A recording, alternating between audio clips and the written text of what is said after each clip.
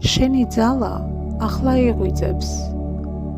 შენ ბევრი გადაიტანე და მაინც აქ ხარ, უფრო ძლიერი, უფრო გამძლე, უფრო გაბრწყინებული. ნუ დაეჭვდები საკუთარ შესაძლებლობებში.